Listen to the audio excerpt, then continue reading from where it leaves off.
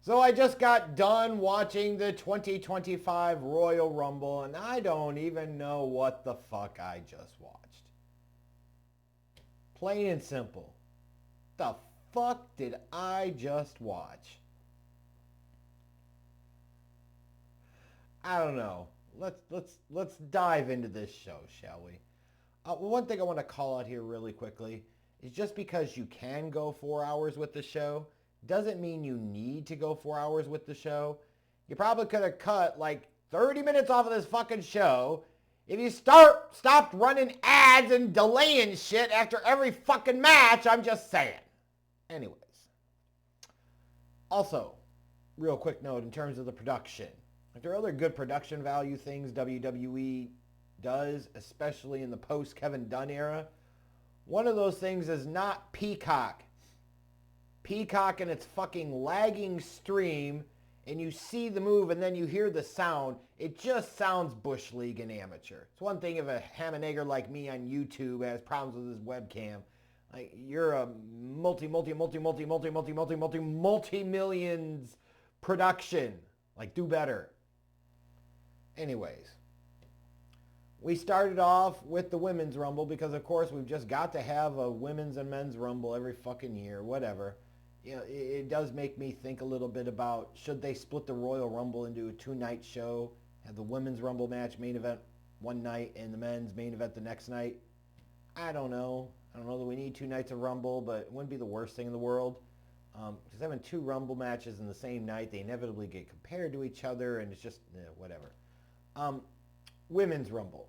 First, I want to say Chelsea Green, yet again, goes out there to me and does her shit, man, and steals the damn show. You could see how over she was with the 70,000 or so people in Indianapolis, and for good fucking reason. She sinks herself totally and completely into her character. She doesn't have to get over by bumping around and wrecking her fucking body. She learned how to be a character. She learned how to be a performer. And frankly, if there's any woman in this entire damn Rumble match that someday I would pound the table for and say she needs to get a WrestleMania main event because she fucking earned it, it probably would be Chelsea Green. So she was great. She was really over with this crowd. The most over with the crowd, though, was a surprise return after 2 years away of Alexa Bliss. Like, she got a fucking monster reaction. Monster reaction. So clearly the fans remembered and they give a shit. So that's something going for her. Granted, she didn't last all that incredibly long in the Rumble, and it's like, why? Shouldn't she be in the Final 4, the Final 2, something like that? Maybe WWE didn't realize she was going to get that type of reaction. I had some Black Girl Magic in there. It's Black History Month. You know, yada, yada, yada. It's all great, right? Yeah, Knuckle Babies could have been fired off. I'm not commenting. Just saying. Oof. Oh. Here's one complaint, though. It's like, they had Bianca Belair do that stupid turnbuckle spot. And I'm sorry, it was fucking stupid. Meanwhile, they didn't do a face-off with, like, her and Lash Legend. Like, that's what the Rumble's about. It's one of the things you look forward to, is having the right talent face off. And even if they don't touch, you're planting seeds for the future. You're putting it into people's mind that this might be a match that they want to see. Missed opportunity there. But of course, we knew what this shit was all about. It was going to be a fucking pounding and forcing down the throats yet again because they can't fucking help themselves. New year, yet another new face.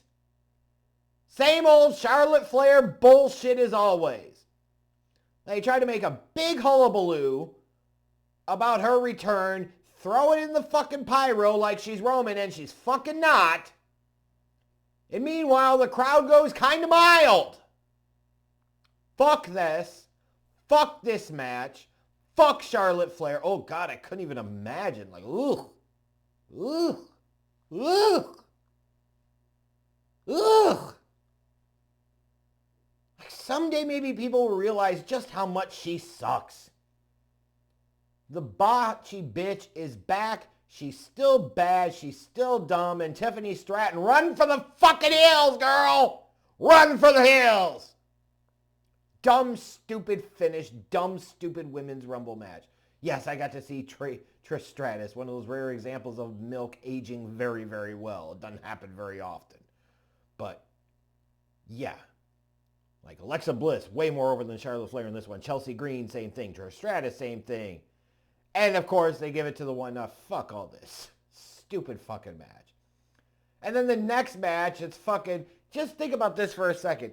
If you go back to 2010 and tell yourself that the Motor City Machine Guns will not only still be wrestling, but they'll be wrestling a 2 out of 3 falls match in the WWE at the Royal Rumble, and you would hear WWE loudly and openly saying TNA's name multiple times throughout the night, you would have said there's no fucking way, folks. We have officially entered Bizarro World. Except for one thing, that this match felt like it should have been happening in the Impact Zone because they did not care. If you're going to say, well, these guys put in effort and, it was a good match, but the crowd didn't care, then it wasn't a good fucking match because the crowd didn't fucking care. Like the crowd just watched an over hour-long women's Rumble match, and now you're going to drag it out with a 2 out of 3 falls tag match? Like, no, it's stupid. The only thing that probably saved this one, the only redeeming quality, was Angelo Dawkins and Montez Ford appearing at the end and fucking up both tag teams. I'm there for that. Other than that, this match sucked. It was dog shit. Worst match of the night. Yes, even worse than the women's Rumble match. The ladder match between Kevin Owens and Cody Rhodes, I just couldn't get into it. And you're going to say, well, because you hate Cody so much. Like, Cody's not even in my top 5 of most hated wrestlers. Are you fucking kidding me? I dislike him strongly, but not at that level. You've seen when I hate a wrestler. You just heard me rant about one that I hate infinitely more than Cody Luther Rhodes. Of course, with it being Black History Month, Cody Luther Rhodes wasn't losing this fucking match. You should have known that. And I think that was part of the problem here. Like, absolutely no chance that he was going to lose. There was none. They bring out Sami Zayn, but then Sami Zayn doesn't really get involved. Like, I'm sorry, yeah, they were doing lots of crazy shit on the ladders and boohoo and all the fucking that, but the longer they wait to push Cody heel, the dumber it gets. Just, I'm sorry. Actually, it was kind of heelish at the end after he wins, and Kevin Owens is sitting there like he's Peter Griffin just falling down the steps with his body contorted in like 8 different directions with his head in the middle of that fucking ladder, and Cody's standing over him holding the titles. You're like, yeah, that's kind of jerkish shit right there. Give me more of that. But, yeah, like, I'm not even going to say it was a bad match. I just didn't care, right? I just didn't care, and I have to venture a guess that I'm not the only one because some are probably over Cody's title reign. Some just didn't feel like there was any shot that Kevin Owens was going to win this. Some are probably, frankly, tired of seeing Kevin Owens in this kind of same spot and said, yeah, it's really time to see him do something different. And if you're just inevitably building towards him and Sami Zayn in a match at WrestleMania, like, how many times do these guys always have to do shit together? It just gets kind of stupid at this point. So I was hoping at this point that the men's Royal Rumble match was going to save the show. And I don't know. What stood out early on? Penta and Rey facing off at the beginning, sure, whatever. I think Penta's stupid, but, whatever. Got to find your next Rey, I guess. But I think he's certainly being presented differently in WWE, and that's a positive. And he's actually selling some shit for a change in WWE. That's certainly a fucking positive. But, some of the big standout things here, I Show Speed coming in at number 8 after Tozawa is taken out. And he comes in and Braun Breaker fucking spears him to Kingdom fucking Come, throws him over the top. Otis catches him, and then Otis fucking Samoan slams him into the damn announce table. I Show Speed fucked around and found out. But shit, guess who was more over than Charlotte Flair in Indianapolis? I Show Speed. Go back and listen to and compare the pops. It ain't even fucking close. Are you kidding me? Braun Breaker just stood out like you're looking at future WrestleMania main eventer. Jacob Fatu stood out, future WrestleMania main eventer. And I was begging and pleading and dying for them to do a face-off between these two guys, and they did it. And when they cut to the shot of Jacob Fatu looking towards the hard camera side, and Braun Breaker is creeping behind him, and then Fatu turns around and they kind of do the old Wild West circle, but they end up not touching. Like, that was brilliant. That was perfect. It's the type of shit you should have done with the Lash Legend and Bianca Belair in the women's match. You didn't fucking do that because none of the shit mattered, because you only wanted to get the one thing you fucking cared about, which is the most overpushed and overforced fucking talent of my adult life. And yeah, that includes up to and including John Cena, because at least John Cena could cut a fucking promo. Charlotte can't do any of that shit. She fucking sucks. I show speed. Internet guy. Infinitely more over than that botchy plastic surgery face bitch. Number, was he 15 when he came out? Joe Hendry got a massive pop. Massive pop. I'm like, this dude looks like fucking Jake Gyllenhaal, but jacked up to the gills. I was not familiar with Joe Hendry's game. I'm like, okay, maybe there's at least one talent on TNA. I could say, like, I might want to actually watch and see what he's like. Because the small snippets I got here, for the crowd to be that into him, there's got to be something. There's got to be something. It was funny when Roman was the one that eliminated him. But Joe Hendry, for a TNA guy to get that type of pop, like Jordan Grace in the women's match, she got a decent pop too. I'd argue bigger than Charlotte Flair's. Joe Hendry got one of the biggest pops of the night. It was crazy. But as this Rumble was going on, I was frankly not surprised to see Braun get eliminated by who he got eliminated by. I was surprised to see Fatu get eliminated by Braun. I was like, I would think that you would have Fatu eliminate Braun, not the other way around, but if you're going towards that at Mania, whatever. Good luck. But this Rumble match, as you got to like the last 10 or so people, like there was, for WWE in this current context, folks, and the context matters, there was a lot of star power here. A lot of big, heavy hitters involved in this match. It felt really big league. It felt like it really mattered. Like a bunch of former world champions, former WrestleMania main eventers. Yeah, like this was a really big deal. The sequence where they have Roman and Cena facing off, and then here comes Punk right after Cena, and here comes Seth Rollins right after him. Like, that was very well executed.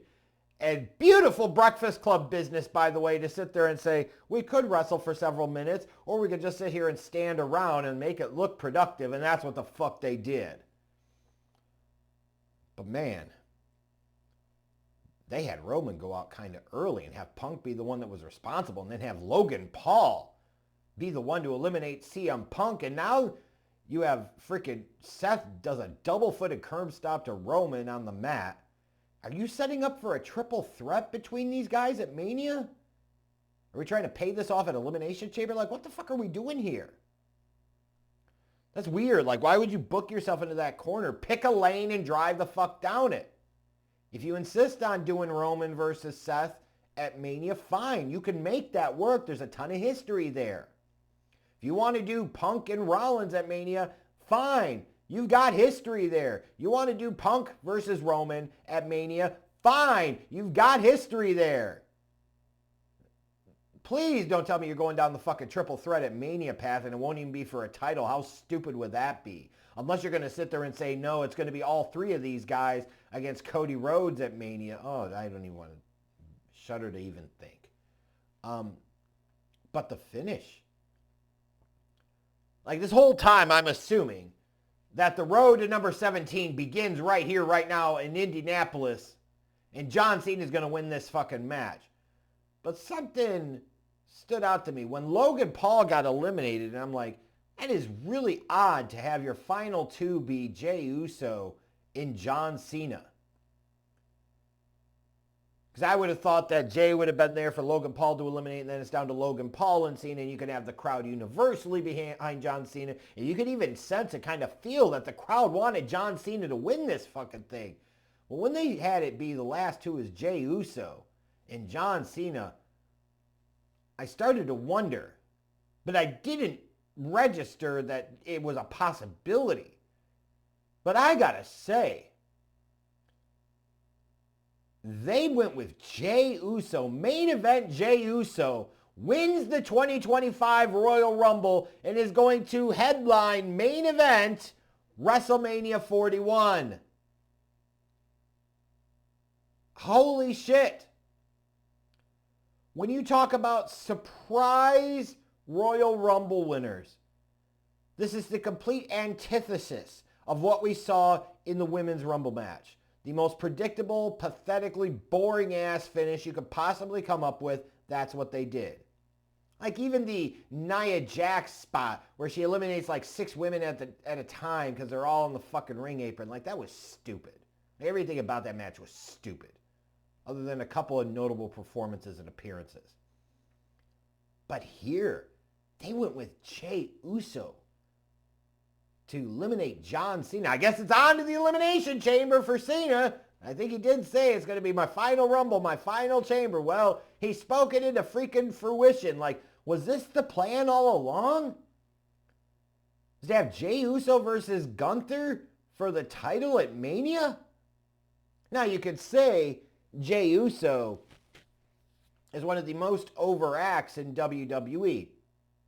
Undeniably. Undisputably right now. It is true.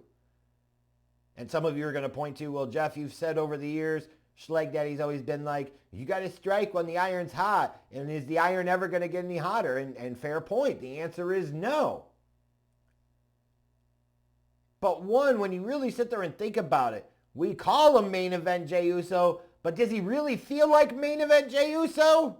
Especially if he's not working with Roman? That's one thing. Number two, and this is a big one, the same guy that went out there last year at WrestleMania and stunk up the joint and almost universally disappointed everybody in his match with his brother. You're now putting him in a world title spot a year later at the same show, your biggest show of the year, where you're charging people an arm and a fucking leg and months worth of wages to fucking go for the weekend? Are you insane?